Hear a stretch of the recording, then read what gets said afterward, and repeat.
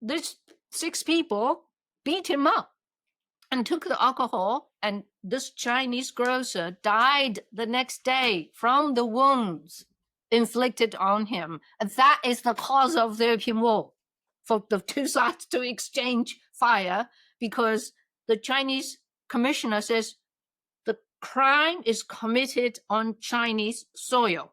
He was right. So we have the right to try them. But the Chinese penalty would be death, because you've killed someone.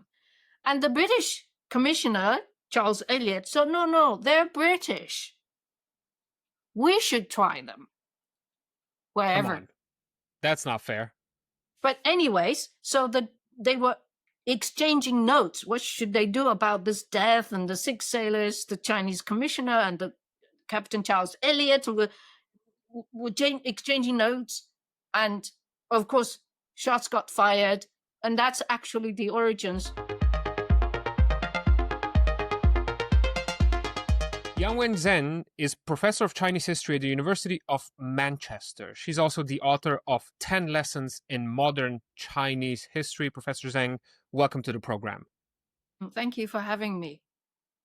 Today we're going to be discussing probably one of the most notorious and sordid conflicts in the entire history of Western imperialism, a series of events that are still having sort of ramifications in international relations and in politics today, and that is the Opium Wars, the advent of which also ushered in the so-called century of humiliation in China, during which the pretty trigger-happy Western powers subjugated this vast, great empire. Now, in my limited understanding, the wars can be pretty much summarized with the Western powers, namely Britain, wanting to overcome this huge trade deficit they had with China. And so they started making an absolute killing by simply dealing drugs en masse, namely opium, of course, hence the name.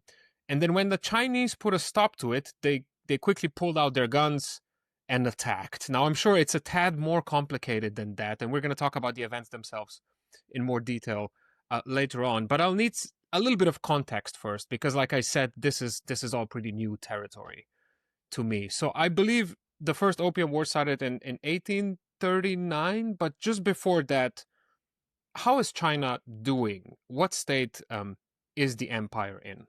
To really understand the trade deficit that led to war, we need to understand actually the global situation, the global trade.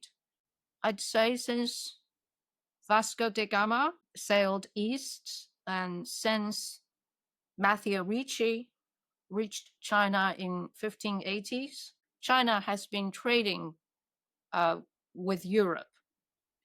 And Europeans were buying a lot of tea, silk, porcelain, and spices from Southeast Asia. The problem with that is that China, that's Ming Dynasty China, and later Qing Dynasty China from 1500s, right? 2 dynasties, they only accepted silver or gold for payment. So if you want to buy stuff from me, you got to pay me gold or silver. What's the problem with that? Yeah, the problem with that is that the Western powers, Britain, France, other countries, America too later, when they went to China to buy tea or silk or porcelain, they need to carry a shipload of silver, which is okay, but it's a bit heavy and you're prone to pirates attacks and all that. And the worst problem is supply, because Britain didn't produce much silver, neither did France. So the silver mainly came from Mexico. So it's you've got to get the silver to you. You got to procure the silver, carry the silver to China. So you can imagine that this China-European trade began much earlier, but it picked up pace in the 16th and 17th and 18th century. So you can imagine after 200 or 300 years, China has sucked in all the silver from the world. The problem is China was not buying much from the West because there's nothing they needed to buy. So by the early 19th century, there was a problem. It's obvious that these Western traders are short of silver. And China is hoarding all these silver. China was rich by the late 18th century, was fabulously rich and big and looks big and powerful. So if you were a merchant, you'd try to figure out, what would the Chinese buy so that I can get that silver out of China? How about drugs? Well, it's not that simple as you said. So it was not the British, it was the Portuguese. They were also facing the same problem. Everybody, Dutch, Portuguese, Spaniards, everybody who's trading with China is. So it was the Portuguese who noticed that the Chinese were buying a little bit opium, a few chests, a little bit more. And then, of course, everybody said, oh, yeah, the Chinese would pay silver, would buy opium from us, which means we can charge them, right? We said we'd like to be paid by silver, with your silver. So this actually was small in amount, from 1500s, 1600s, it's small in amount. It's not a lot. They were importing opium through the Portuguese in Macau, who were established in Macau, and the Dutch and the British.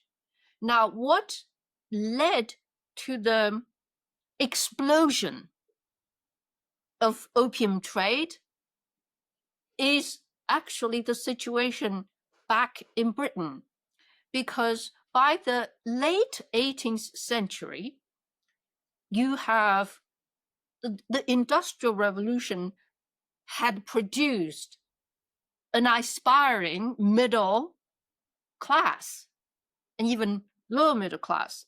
They also wanted to drink tea because in the 15th and 16th century, it was the luxury, only the royalty, the rich had access to it. So the Industrial Revolution produced a middle class, a lower middle class. They wanted to join in the consumption of tea. Where could you get tea at that time? Tea at that time, in the late 18th century, up until mid-19th century, could only be procured from China. The British trading companies like Jardine Matheson and East India Company, they were going to China to buy massive amount of tea. And they need to pay China much more silver than before, right? Because before the tea amount was small. So in order to buy more tea from China, they need the Chinese to buy more opium from them, right? So in some ways, you could say it's a trade war. It's a war on deficit, trade deficit. Actually, it's a tea war. It's Britain's desperate need for tea that led the British traders to begin to massively ship opium to China. Of course, by this time, by early 19th century, but before 1830s, it's just like tea. So it's a war about consumption in some ways. So middle class emerging in Britain, wanting to consume more tea, right? Opium began to spread in China since late 17th, throughout the 18th century, more people began to know about that. So more people, because of silver, remember all the silver went into China, so China got rich. So more people want to consume opium. So in Britain, you want to consume more tea. In China, you want to consume more opium. And that's the perfect exchange. Well, the So problem is that tea is kind of good for you, but opium isn't so good for you, right? exactly. Well, in a way, tea is also addictive. You know, if you don't, I drink tea every day. If there's one day I don't drink, I get a headache. Yeah, it's like me So with coffee. Yeah. yeah, exactly. So it's also, of course, it's not as deadly as opium, but you have to see at that time, people were not aware of the addictive and destructive nature of opium until probably, I'd say, 1820s, when massive amount of opium went into China and massive amount of silver began to leave China. And then when your main mechanism of transaction, your currency, is massively leaving the country, I mean, local governments began to go bankrupt. So it was more, if I understand it correctly, it was more of an economic issue than a social issue, in the sense that there was like drug addicts everywhere, like lying on the street, and the workforce became, I don't know, incapacitated. It depends what kind of historian you are. So there are three schools of thought about this origin of war. One is cultural war.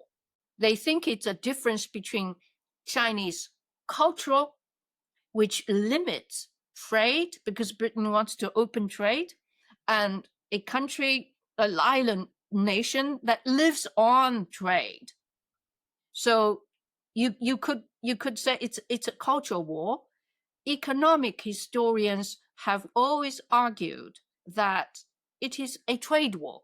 One even argued that if the item of dispute was not opium but tea or rice, right, it would have led to a rice war, because it's not about the commodity, it's about the currency of transaction. It's about silver. So Right, but what do you think? Was opium consumption actually doing damage in China?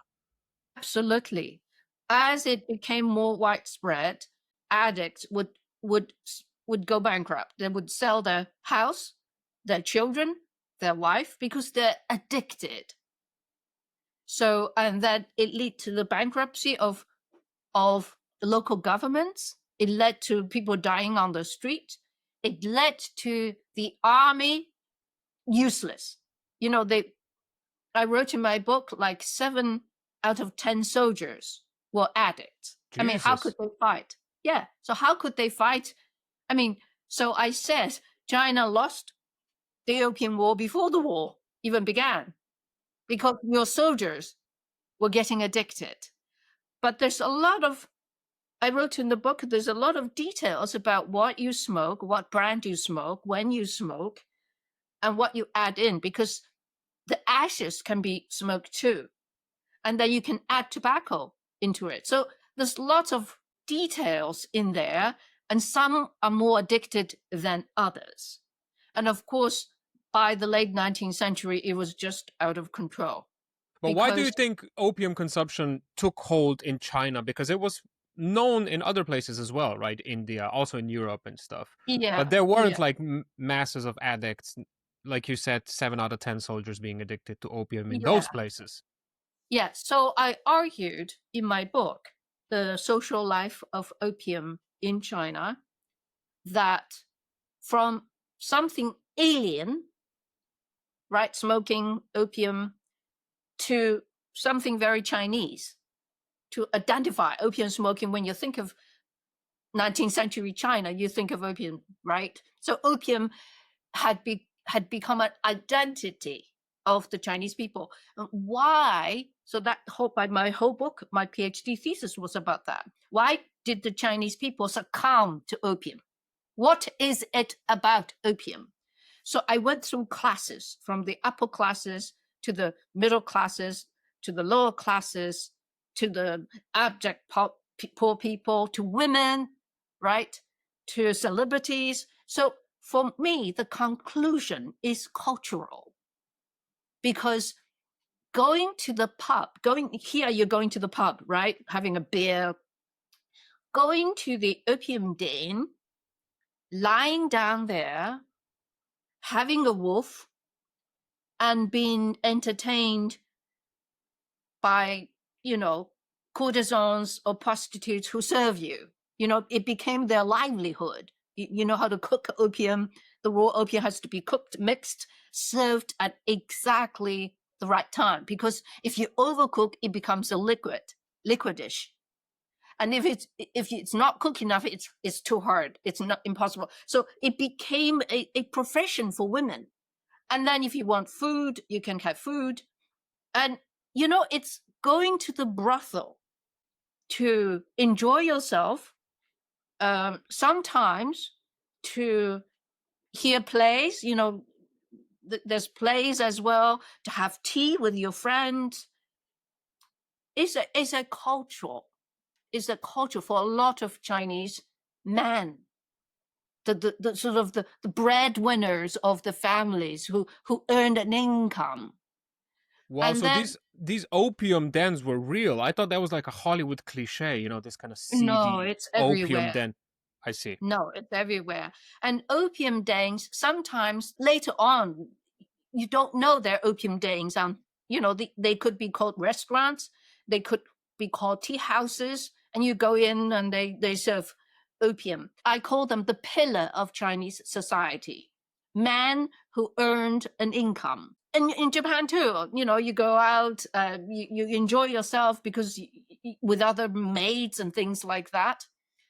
And for women, a lot of time, opium actually was medicinal. It is still medicinal.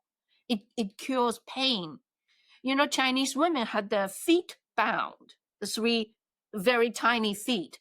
And it's really damaging, because the toes, 5 toes, and you bound like this and you tie them up and you fit in. That's very painful. So a lot of women smoked opium to kill the pain, not just this pain, but, pain from other, chores or life.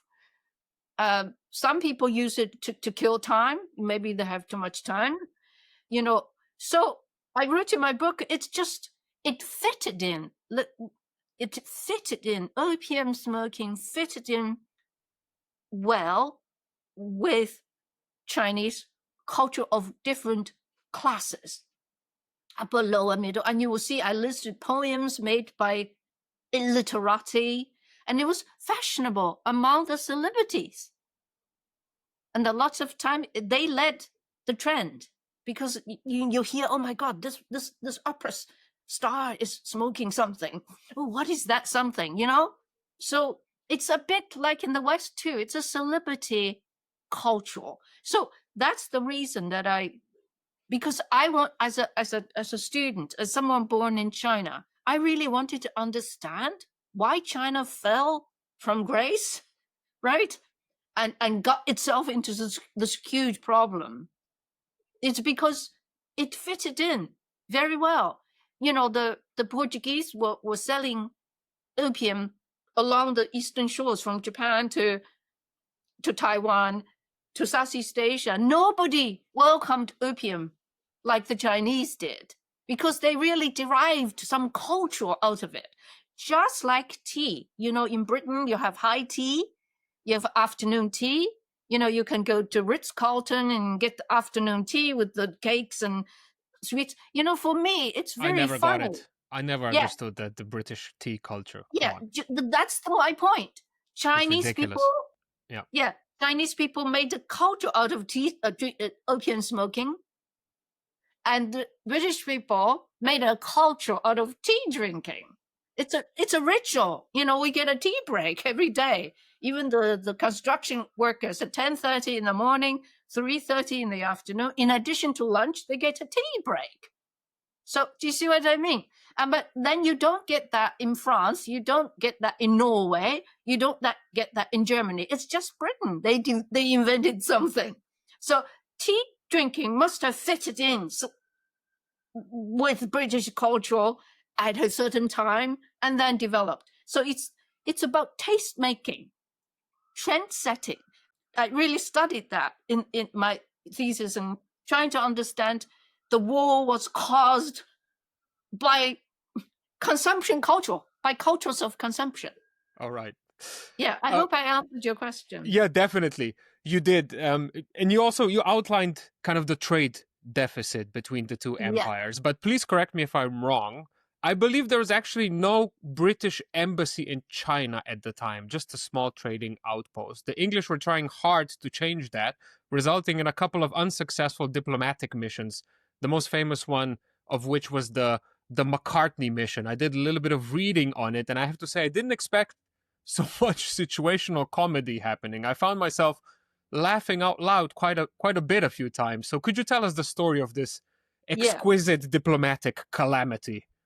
Yes. So a lot of historians of modern China, especially historians of Opium Wars, trace the origins of the conflict to 1793, when Lord Macartney was sent to China by King George III. He brought a lot of gifts. And you can see at that time that 1790s, China was the lord, was the dominating power. Why would Britain send all the ships? Because Britain realized China trade was really important to Britain. Tea trade and opium was growing, other trade. They're also buying a lot of porcelain. A lot of porcelain in Britain and in Europe came from China at that time. So Britain saw the significance of China trade. That's why they sent the mission.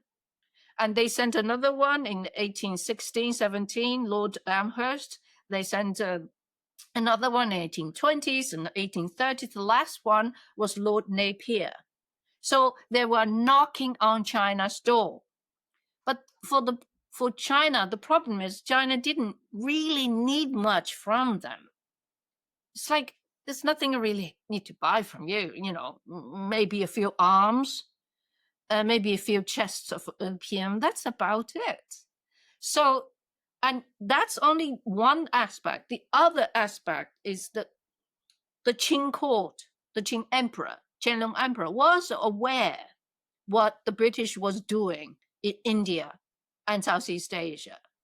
So having the British coming in, having embassy, right, would help the British to spread their influence and to sort of, have control over the trade. And that's something that he couldn't tolerate. And in some ways, this continues today, even though China has opened up a lot. But China is definitely, a lot of things, banking, quotas for trade, it's controlled by the government through state-owned enterprises. So in a way, so it's very conservative. It's very not very liberal in not free trade. Oh, everybody can go anywhere and do whatever. No. So that's why a lot of historians have said this is a cultural war, a difference. And it fought the first Opium War. Britain asked for an embassy in Beijing or somewhere. No. The embassy issue was solved in 1860 at the end of the Second Opium War, because China was badly defeated. Opium trade was legalized, and China had to, accept all the terms. And one of the terms is for European countries, powers, to have embassies, ambassadors, and China could send theirs too. So they wanted to establish a relationship with China. And that relationship is really needed for their trade. The other aspect that a lot of historians talked about is the fact that Qianlong Emperor didn't send anybody to Britain to ask Britain to open trade. It was Britain and other Dutch, Holland as well. A lot of them sent missions to China with gifts to kind of, look, we make this in Europe. It's really nice. Look at the clocks. Look at the guns. Look at the rifles. I mean, Qianlong Emperor said, yeah, I don't really need that. Didn't they bring like a whole planetarium that took 18 days to assemble with them? Yeah, and then you know what happened? Not impressed at Chinese. Yeah, that's like, yeah, no big deal. So the Qianlong Emperor put all the state gifts in the storage. And then in 1860, when the British stormed the Chinese palaces, they found it. Like all dusty and moldy, not even opened. They took it back from to the Britain. Amazon box. Yeah. So because it's just because useless. China was so arrogant and so proud of itself, its civilization. You little island nation. What can you make? You need us. We don't need you. So the whole thing, and China was treating Britain as if it's another country from Southeast Asia. The Southeast Asian and South Asian countries, diplomats, they come every 2 or 3 years, to pay tribute to the emperor and bring some gifts, and then they can do some trade along the way. So that's the only trade that's really allowed. More and from Britain, from tributaries, right? Yes. Yeah. So Britain, of course, was angry. How can you treat me like a little vassal state? Right? So this is the other reason for Britain to wage war is we need to change the current system. We need to be equal with you. Don't treat us like, a vassal state, like a tributary. So what Britain did is to mount a challenge to the established system that had functioned for 2,000 years. And what other Europeans did, Portuguese and Dutch, they tried to work around the system to get what they want. And Britain in the beginning did so too. But then in the end, they said, no, that's not the way, because they were desperate for tea. So they had reason for not wanting to work around the system. The Portuguese were very smart. They worked around the system, so did the Dutch. They got what they wanted. They were not in desperate need of tea. So do you see what I mean? So it's different conditions that let this happen. By the way, when reading about these unsuccessful diplomatic missions, one thing that keeps popping up is the kowtow affair. Did that have any real effect on the? I don't think so, but it's being exaggerated by historians. Because it's a cool story, I suppose. No, it's symbolic. Exactly. It's symbolic. Yeah, because when you go see the emperor, you have to kowtow. Prostrate yourself. Basically. Sort of like your forehead has to touch the ground, right? Forehead, that's called kowtow. Kowtow is your forehead touches ground, and for the emperor, it's 9 times. 9 times. Okay. It's a lot of times, yes. It's a lot of times. One time will not do, yeah. Yeah, and of course, Lord Macartney said, I could bend one knee, right? As if I'm greeting my own king. I'm not going to do that. But allegedly, the Portuguese, the Dutch, everybody did that. Because if they could get whatever they need, then why not? So the British were a bit stubborn. Because this is humiliation for them. And you're not treating us as equals, because we don't do this. And this is a very thorny issue. But for the Chinese, everybody does that. The Portuguese, the Dutch. So they are also like, hey, everybody does it. What's the problem with you? Yeah. Right? Yeah. Yeah. So there's debate about whether Lord Macartney really did it or not, because in his memoir, in the memoirs produced about the mission, he said no. But the Chinese sources says he did. So it wasn't even an issue. He did it, and then he said, I didn't do it when he came back home. That's convenient. Well, no, because the Chinese sources, I even bought the book. says he did it, Right. and he kowtowed. And then uh, the memoirs that his secretaries wrote, several secretaries and attaches wrote, says no, he didn't kowtow. I even Mm. have the book on the shelf. Yeah, So because so what happened?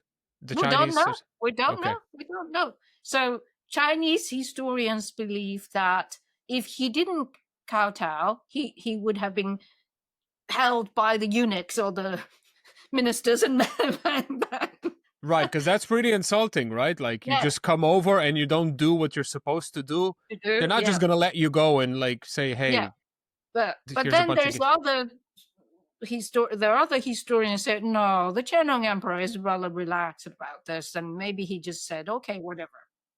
Yeah, because Britain was not really important to him. By the way, I just have to read this out because I was laughing out loud. Apparently, at the end of the mission, it ended with the following emperor statement: "Our celestial empire possesses all things in prolific abundance and lacks no product within its borders. There is therefore no need to import the manufacturers of outside barbarians in exchange for our own produce." I mean, that's a pretty sick burn, mic Mm-hmm. drop moment right there. That's Yeah, he's yeah, like a battle yeah, rapper. I like that. yeah. He's like, we you don't have anything we would need, so Yeah. So piss off. yeah, so yeah, Yeah. and it's not just his opinion; it's that of many officials as well. We don't need to trade with them because we don't need anything from them, but they need you. Right, right. I imagine the papers and the public back in Britain, which must have had also a bit of an inflated sense of itself on account of having an empire already where the sun never Oh, set, must have had absolutely. a field day with this, right? Oh, absolutely. It's like, what? How dare you treat me like this? Right? No, I'm going to address this problem. And they were at it, from 1793, 1816, 1820s, 1830s. They keep sending emissaries over and say, "Oh, can you open trade? Can you open a few more ports?" Because they were confined in Canton to Canton. They can only trade by tea in Canton from government designated uh, mercantile houses. It's like today's state-owned enterprises. You can only do it, and you can only do it in Canton, you're far away from Beijing. And of course, you want to have a full access, right, to China at any time, and you also want to be able to trade with anyone you like. But that's not the way China does it. So it's in conflict. That's why people say it's a cultural war, because in China, trade is controlled by the government, the official trade. And Britain is like everybody can go and trade. So there's a trade deficit. Britain needs all of this tea. The opium crisis is kind of spiraling out of control. How do things then kind of evolve or disintegrate into an armed conflict of the First Opium War? Sometimes I wondered if the Opium War would have taken place so quickly, because there are other variables that leads, that works behind the scene that you don't know. So this situation might have continued. Don't bring trade, don't bring opium. I'm not bringing opium. Sort of diplomatic wrangling. It sort of sounds a little bit like Trump with his tariffs right now. He's like, Yes, I want yeah, European countries to buy American cars, so we have a trade deficit, so we're going to punish you with tariffs. Sort of yeah. sounds So like that. this might have gone on until the Commissioner Ling came, the famous Commissioner Ling. He was a bit draconian.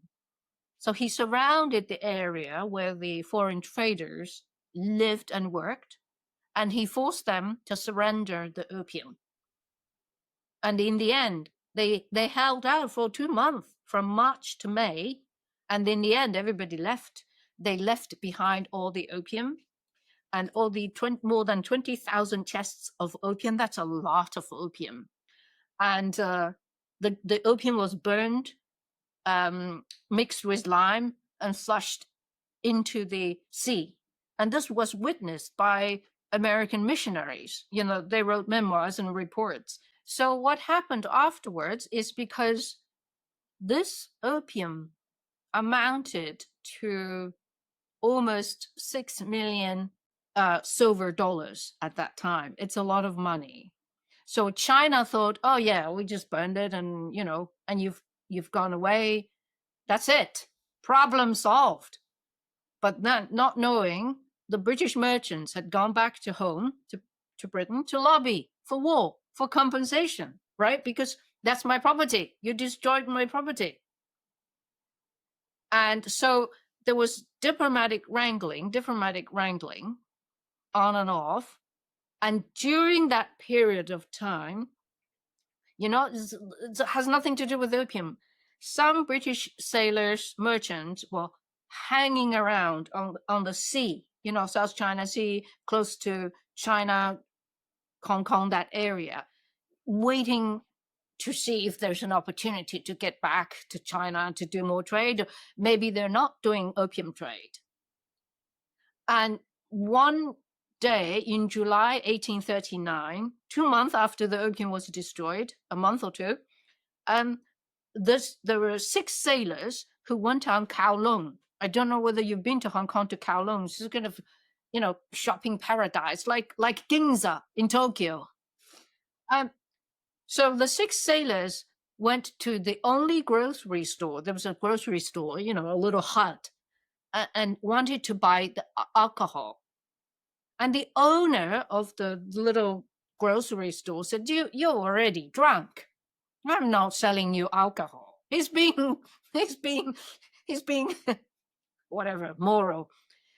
And these 6 people beat him up and took the alcohol, and this Chinese grocer died the next day from the wounds inflicted on him. And that is the cause of the Opium War, for the two sides to exchange fire, because the Chinese commissioner says the crime is committed on Chinese soil. He was right. So we have the right to try them. But the Chinese penalty would be death, because you've killed someone. And the British commissioner, Charles Elliot, said, no, they're British. We should try them. Wherever. Come on. That's not fair. But anyways, so they were exchanging notes. What should they do about this death? And the 6 sailors, the Chinese commissioner and the Captain Charles Elliot were exchanging notes. And of course, shots got fired. And that's actually the real origin. If this didn't happen, I don't know what would happen.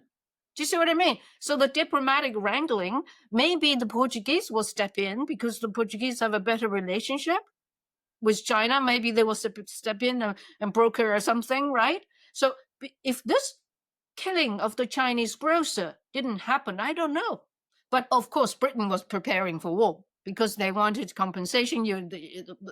But it just speed up everything. So that's the outbreak of the Opium War, which really didn't have much to do with opium, but something called extraterritoriality, international law. But there was no international law at that time, and the Chinese had reason to say the crime was committed on Chinese soil, and I have the right to try them, but they're too harsh, right, the penalty. And the British said, oh, no, they're British citizens. And the same reason is going to lead to the Second Opium War in 1856. It's about, when the two nations were people living in Hong Kong, British close to Kowloon, whatever, there's always friction, because contact leads to friction, and then friction can lead to problems.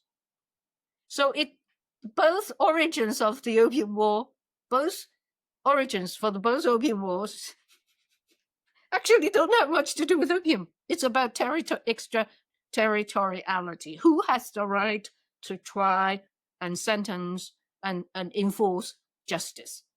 So I suppose these 6 wild pub crawl attendees were tried in China and then probably executed. No, they were tried in Singapore. They are hurried back in Britain. Oh, yeah. They managed to escape. Well, it's not escape, because Britain said, oh, you better get home, you're troublemaking, right? because Singapore was already kind of a British outpost by I see. 1819. So, But if they managed to escape, then why did Britain attack? They got their guys back. Yeah. Well, even though they killed somebody. Yeah. Yeah. Yeah. So, but then there was the exchange of fire because of while they were negotiating, what should we do? I see. Yeah. So the Chinese. So you never know. People get angry and say, why are you saying this? So contact leads to conflict and friction. So that's really the trigger of the war, even though the large British army was on its way from India because they didn't have a lot of, Britain was too far away, so they were coming from India in 1830. The war itself, I'm not sure you can call it a war because it's like skirmishes here and there. You fire a few shots, I take a few shores, islands. It's just like it's hide and seek in South China Sea. It's not. And the most important thing that we have not written much about is China did not have a navy. So British Navy, of course, you're going to win the war. And then, of course, the question my students always ask me, why China did not have a navy? But, at that time, China was ruled by the Manchus. And the Manchus came from the grasslands of mountains of northeast China. Sort of nomadic peoples, right? Yeah, the nomadic people, they're like the Mongols. They didn't have, a sense of naval defense. They see the sea itself as a great wall. China's traditional enemies come from the north, nomads, the Mongols. It's always the Mongols, the Chitans, the Jurchens, whatever. It's always the northerners. So that's why they built the Great Wall.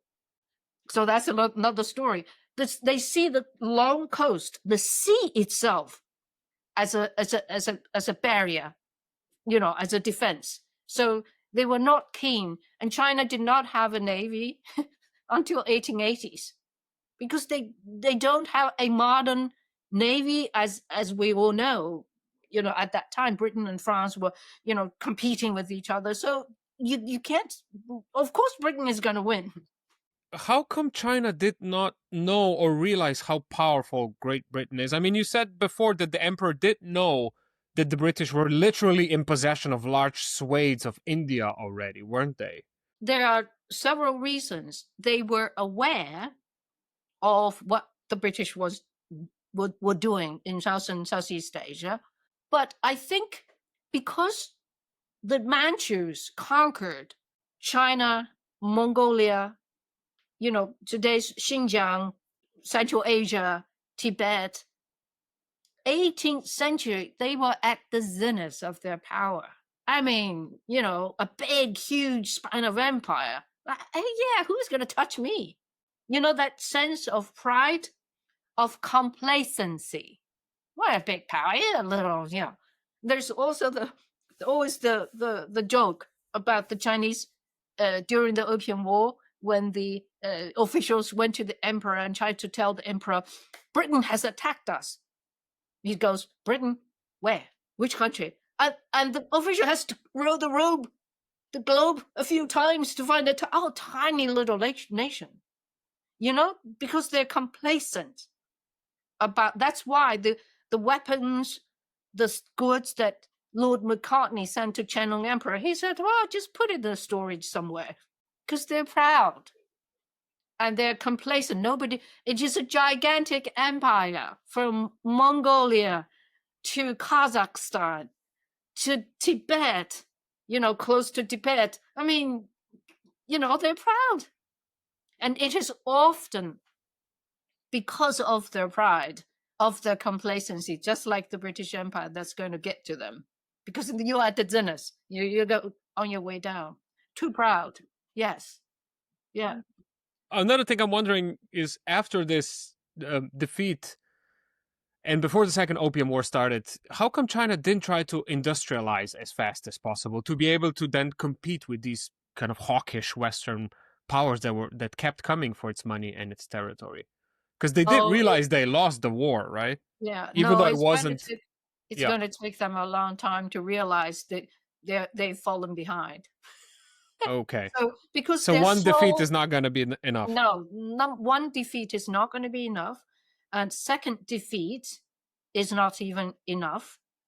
It is the inability to suppress domestic rebellions, the Taiping rebellion, the Christianity. Then they realized, oh, okay, maybe we'll build some modern, arsenals.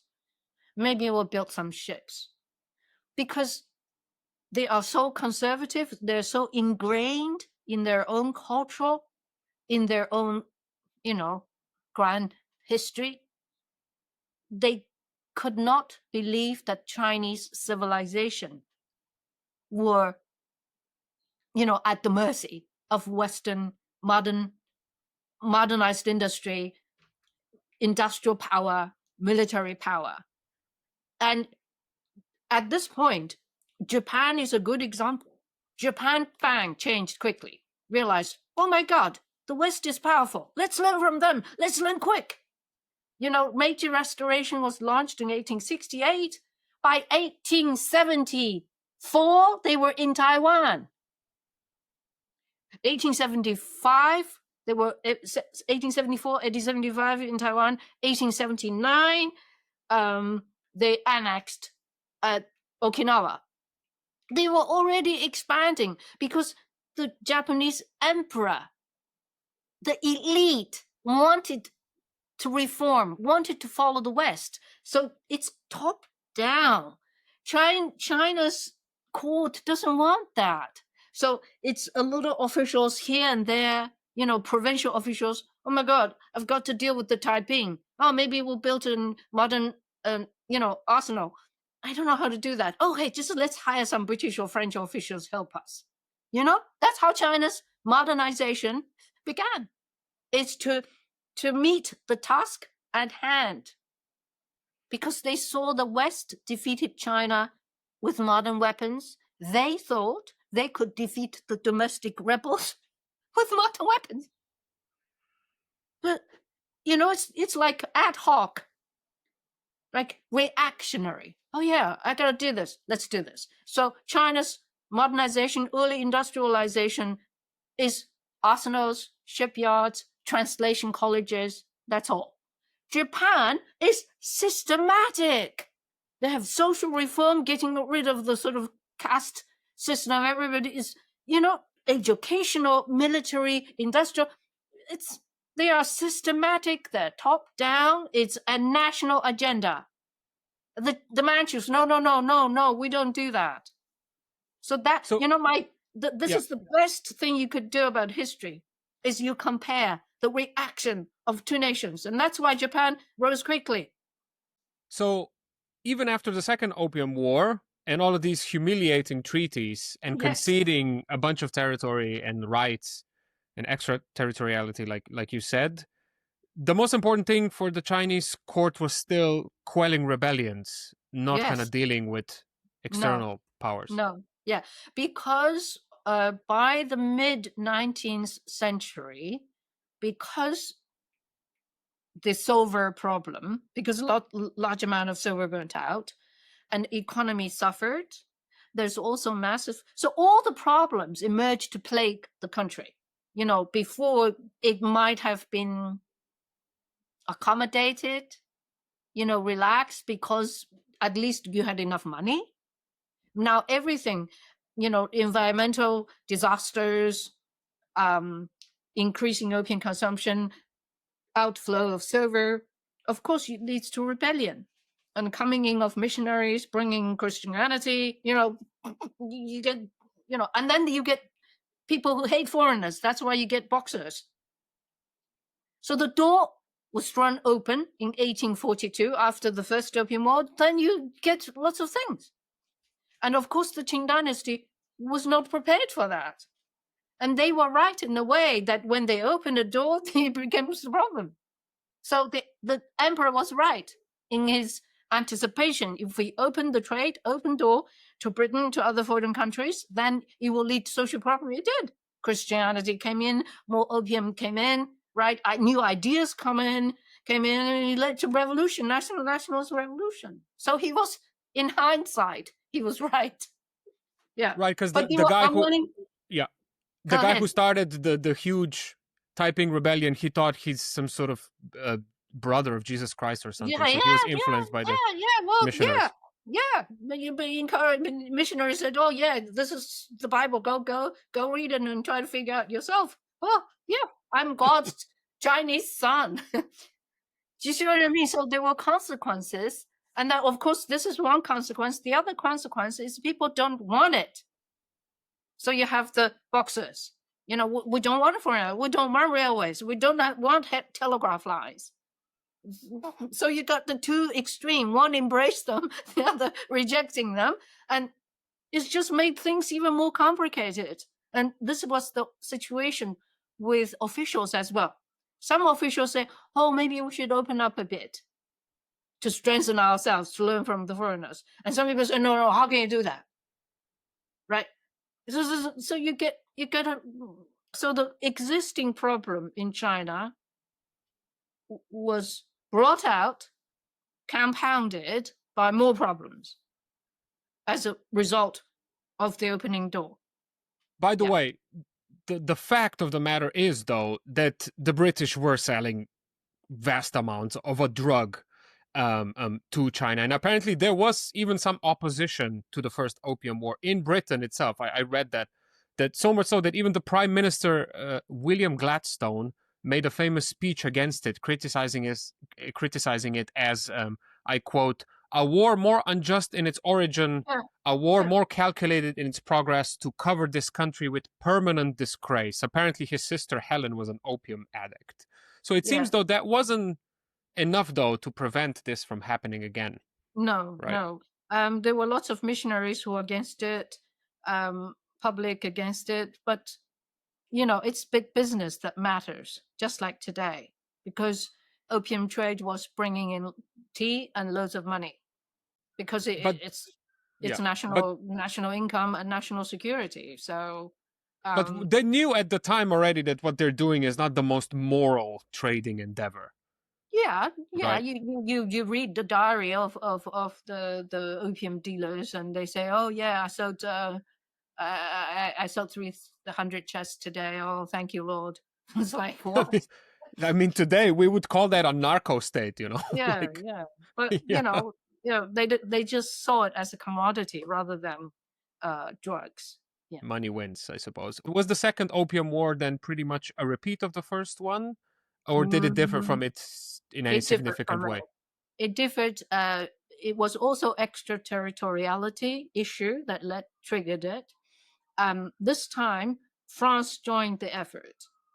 France joined Britain, and Russia and America provided expertise as well. You know, advisors, observers, delegates. And the worst thing about the Second Opium War, it's much more notorious, is because the British and French navies, with their American or Russian advisors, charged to Beijing. They wanted to bring the emperor to his knees, you know, to the treaty, because they want to legalize the opium trade. And they went and ransacked, looted, and burned the summer, you know, what you call the old summer palace. My colleagues has calculated that there are probably about 2 million uh, looted objects in Western Europe and North America because of this. And this is something that's still very much in the psyche of Chinese people, because you get auction of this, you know, in London, auction of that, and it's like, what?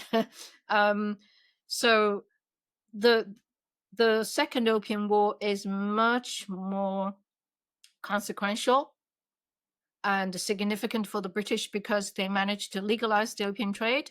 That's what really they wanted. And also to have foreign embassies in Beijing, in the capital, to sort of ambassadorial exchange, and also for missionaries to be able to go into interior of China, not just in the treaty ports. And you can imagine that kind of, you're going to lead to a lot of massacres of missionaries, because people in the interior have never seen, it's like, what? Why are you coming here? Why are you doing this? So then you get boxers and all that stuff. So the Second Opium War ended in 1860, and the Qing realized it was no match. I mean, after the First Opium War, they didn't. They thought, just one battle. Yeah, Hong Kong, okay, whatever. It's just a little island, whatever. But after the Second Opium War, and the Second Opium War took place at the same time with the Taiping Rebellion. So they had foreigners on the coast, Chinese. There were 3 rebellions, one in Shandong, one in Taiping, and one in Western China, Muslim. There's Muslim rebellion. So can you imagine the government? So the domestic, not the most fun time to be the emperor, I suppose. No. Speaking of the emperor, how much was the outcome of both of these wars dependent on him? I mean, if he was a different kind of guy, I don't know, more decisive, would it make a difference? No, it's people on the ground that makes a difference. Yeah, I don't know how much power he really had, or how much control he actually had. The outbreak, the triggers of the war, both had nothing to do with the central government. It's local friction with the British. No. And it really didn't matter in a way, because China was so huge, the long coastlines, and officials in Canton, in other regions, had their own, interest to look after.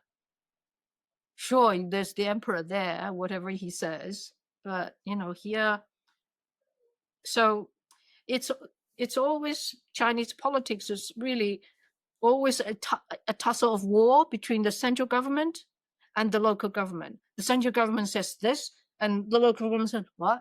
Okay, let's try, see if I can get around it, but at the same time, to protect my own interest. So there's a lot of that, but that's a different issue. That's a different history. I don't want to dwell on military matters for too long, but why were the Chinese so easily defeated? I mean, I read somewhere that the English were outnumbered as much as 10-1 most of the time. You mentioned drugs at the beginning. I mean, smoking opium, a lot of soldiers were doing that. You mentioned that the Chinese didn't really have a navy, but still, that's a vast advantage, no? Yeah, those are the issues. Some of the issues, lack of morale, opium addiction. I think there's another issue that historians have also looked at. Remember, China was ruled by the Manchus. And you have the local coastal guards, Chinese officials. They're not Manchu. Do you see what I mean? There's a layer. Why should I fight for you? That's number one. Number two, the Manchus conquered China in 1644 with arrows and bows. And their legendary warriors conquered Mongolia, Central Asia, Tibet, even Taiwan. That generation is long gone. 1644, 1680s. By 1700s, China had procured Tibet, Taiwan 1680s. I mean, yeah, just a few ships, British, foreigners, don't worry about that. So there's opium addiction. There is probably a little bit Chinese Manchu subtlety there. And there's the gone of morale, the leadership. If you have a leader who's like, no, let's go and defend my homeland. And then, it's not even their homeland. That's why a lot of Dr. Sun Yat-sen and a lot of Chinese nationalists, say that the Qing court signed away these treaties and islands easily because, it's not my land. It's Chinese, right? Oh, it's just a little rock in Hong Kong. I mean, it's loads of rocks along the shores. Addiction, gone are days of Manchu warriors, Chinese soldiers. What am I fighting for? Because in one place, I mean, and a lack of defense, because the weapons are dated. They don't have, cannons and things like. So in one case, one little town was kind of demolished in 9 minutes. Oh, that's because crazy. the Chinese soldiers thought, my goodness, one cannon kills the whole bunch, but let's run. Why should I fight this war for what? So there's a lot of that. The empire is going this way. The soldiers are addicted, had no morale, don't know what they're fighting. Why should I die for the Manchus? So there's a lot of that going on at that time. And many of them were poor, especially the coastal guards. I mean, and if you can't fight the enemy, of course you run. What's the point of That's what I would do. Yeah, well, exactly. You gave the answer. Well, there's always a few brave souls, right? And they are commemorated as national heroes. Of course, they pay with their lives as well. What were the consequences then? The aftermath of the Second Opium War? Legalization of opium trade, which means massive increase of opium coming in, a massive outflow of silver. So it gets even worse with the addiction, I suppose. Worse. And that's why China, had to die in 1911 because and the worst is that the British and the Dutch began to develop a revenue farming system in Southeast Asia. So they instead of India, right, opium coming from India, they have farmers, Chinese farmers in Southeast Asia grow opium, supply China market because they needed so much opium. And of course, China began to grow its own opium by that time. As a matter of fact, I think I said in the book that by the 1880s, Chinese grown opium. So this Chinese grown is two Chinese grown. One is in Southeast Asia, Chinese grown. One is China, grown, Chinese grown. They were beginning to replace imports. And by that time, a lot of other Brits traders have joined the trade. The Sassoon family, they found out, oh my God, opium can make you money. So a lot of other people have joined the massive opium trade. By the way, the opium trade was discontinued in theory, the British opium trade, in theory, in 1916. They signed a treaty with China in 1906 to say they will reduce the amount of imports. Not even stop. They're just going to reduce selling drugs in the middle of the First World War. Until 1916, they will completely, and that goal was that target was more or less reached. So after 1916, most of the opium that was smoked in China, consumed in China, were grown by Chinese in Southeast Asia or in China themselves. So Chinese-grown opium have replaced foreign-grown opium. And when did China then finally wean itself off of this massive consumption of opium? God, that's another episode. Okay, fair enough. Because it became a political issue. It became a national survival issue. And Dr. Sun Yat-sen and the communists, all the political leaders have repeatedly emphasized that if we don't give up opium, we're going to lose our country. So it's a political thing. And also the communists were draconian. They basically put you in prison.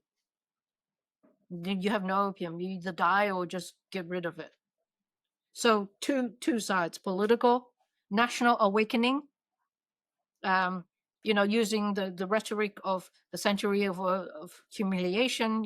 If we don't get rid of opium, we're going to lose our country. And the Japanese War and all that stuff. And then because we're the sick men of Asia, right? That's where the name comes from. You're sick. You're being the sitting duck of all aggressions. So one is the political wakening up the people, don't smoke opium. The other is actually just after 1949, opium addicts were put in asylums and hospitals. Opium, just you get over it. It's very, some people die. Some people die. Some people switch to tobacco, and many people were not addicts. So you just moderate yourself. You get over it. Yeah, that's communist draconian.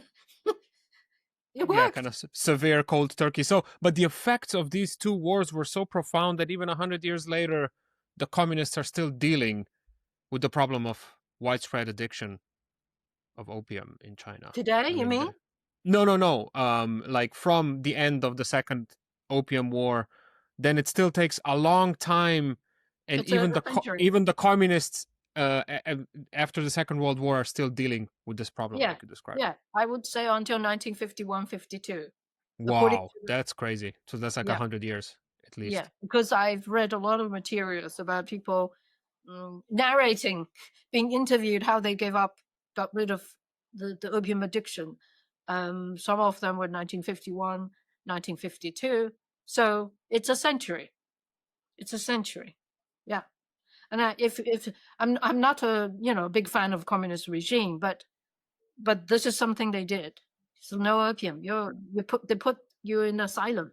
You can scream, you can hit your head against the wall, you can die, But whatever. It's just you're gonna no. get cured. You're gonna Yeah. get cured, or yeah. Or they kill them and you give them medicine or whatever, but just no opium.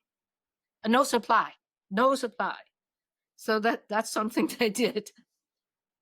Last question, Professor. What kind of memory do these wars occupy in the collective memory of China today? Are they actually remembered as some sort of like a defining historic moments, like the Second World War, or as they call it, the Great Patriotic War, does in Russia? Or are Yeah. they more conveniently brought out in a more instrumentalized way when politics of the day demands Yeah. it?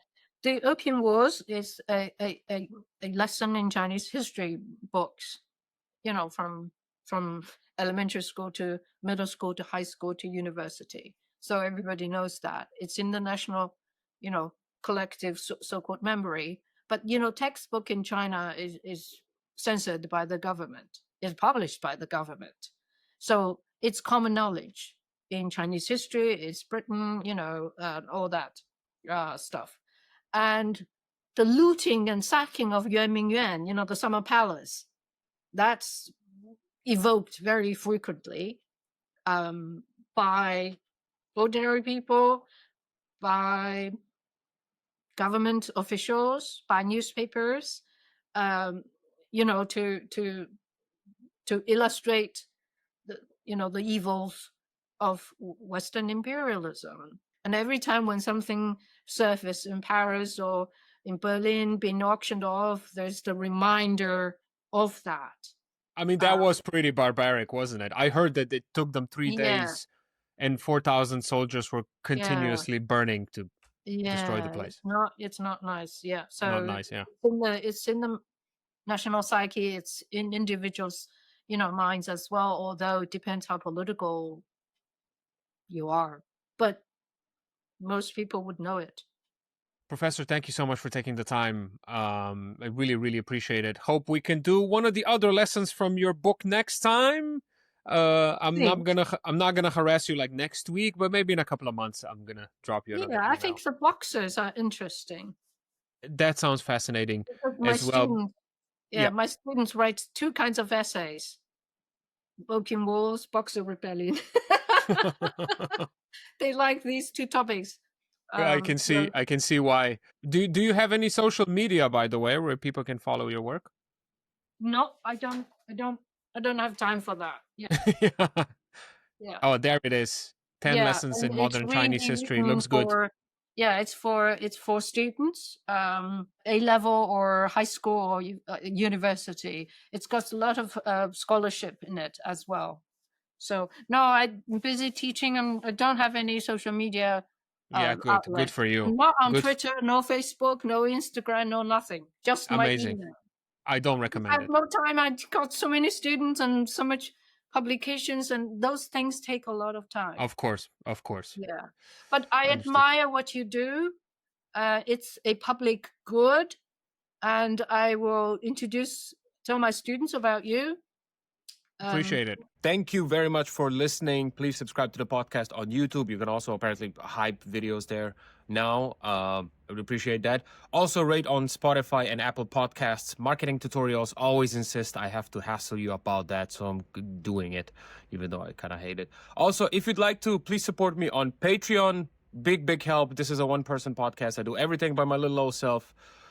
There's no team behind me. Not even one person. Very, very sad. Playing the world's smallest violin, I know, but you can help by hopping on Patreon and finding the Smart Cookies podcast on there and become my producer, one of my producers. Speaking of which, last but certainly not least, I have to thank my existing patrons. Without you, there would be no Smart Cookies, as I always say, which makes you actual producers of this show. So eternal gratitude and thanks go to Richard, Amy Ons, Mattia Renchel, Florian Hauer, Peter Karba, Matija Zupančić, Dejan Žulnir, Darej, Rok Tržan, Saša Vipotnik, Neven Cvijanović, Juž Premrov, Sirkezi, Goran Ivašić, Anže Sever, Ole, Marin Ferrara, Aljaž Mahar, Štrole, Ajda Mancian, Miha Medved, Medinjo, Goran, Gordan, Lorenzo, Juričuk, Mila, Carmen, Veronica, and Tai Chi. I started smiling there in the middle because the list is growing, which makes me super happy. So